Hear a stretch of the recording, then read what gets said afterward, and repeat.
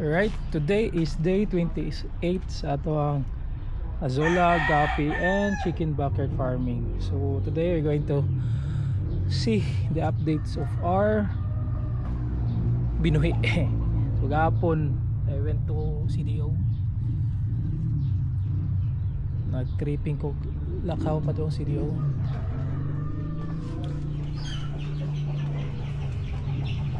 So dire wala yapon. Namatay na gina itong mga Azolla din napita. Ang duckweed napagapon. Duckweed yung kasagaran healthy. Pwede, pati ang nakunabantayan is healthy siya. Apil ang mga duckweed, mas duckweed ang healthy din napita. Na yun dairy muna, naduwagan na pa sila. Dugay kayo madagan ng isa ka buok o sa pa ni siya dre duckweed, ipa-hybrid na itong duckweed.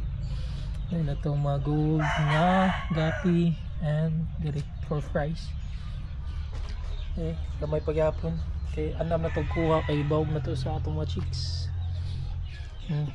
Dre naupaw na kay kakaunon sa piso ang mga pearlweed kaning mga sagbot. Dire atong mga fries lagsik sila goods kayo. Ayun ang atong blue mosaic.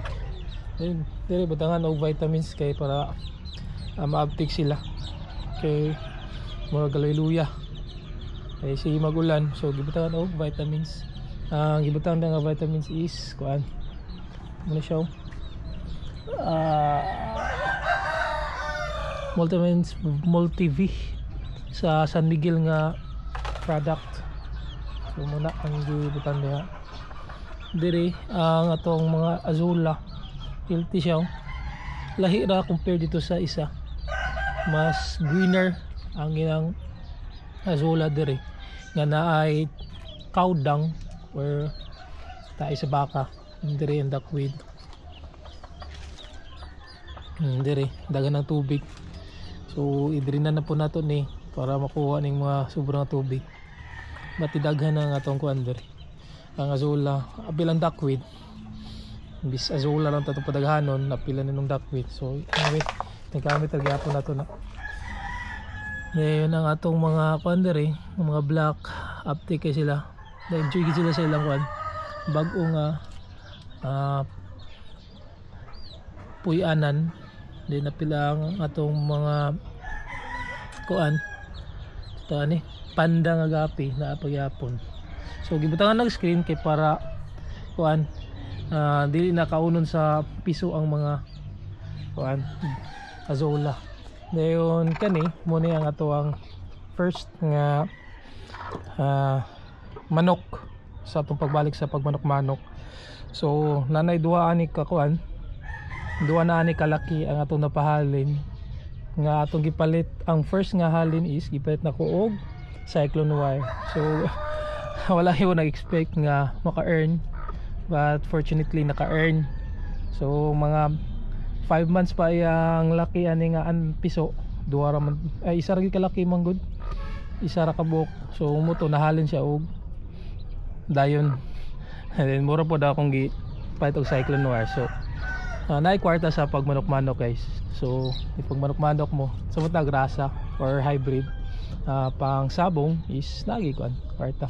Then kini pod is ay gipaulam ra ni nga bay. So di gini amoa. So nakapiso siya og 5.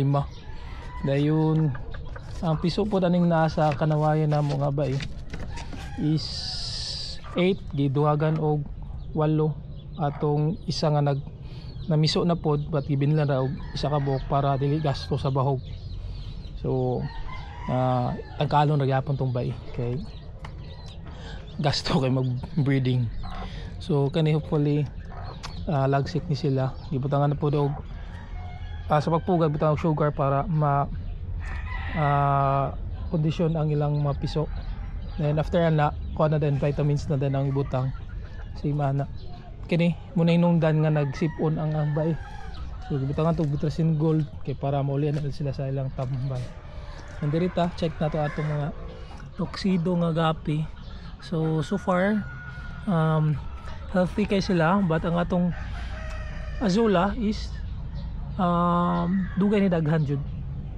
Dugay ni daghan. I don't know sa rason anong dugay ni daghan, but makita gyapon na to nga na nagyapi progress, but dili siya same ka healthy atong naay kaudang.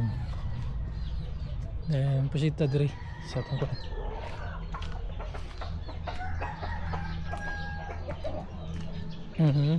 mga duckweed, green and Azula.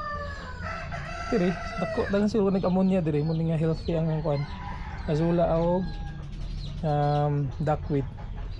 Dayon di unlike diri sa kuan no, kay lahi ang iyahang pagka green, mura siya og dry. Dayon diri pod medyo loose pa ang iyang pagka green, dili same diri nga green kay siya.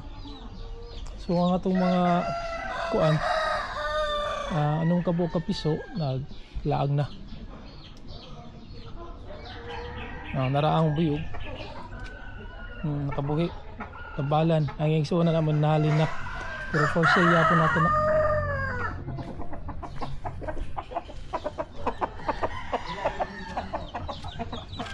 Ngayon ang duha ka buok na nabilin mo na lang na laki gini isa ka ano kanawayon.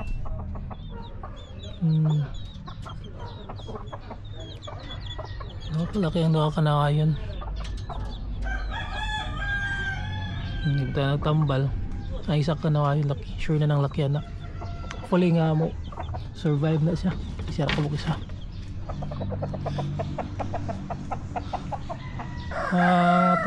Ito mga pano chicks ito. So naraan itong mga chicks anong kabuok. So buyag, healthy sila kanawayon. So for sale gyapon na sila puhon.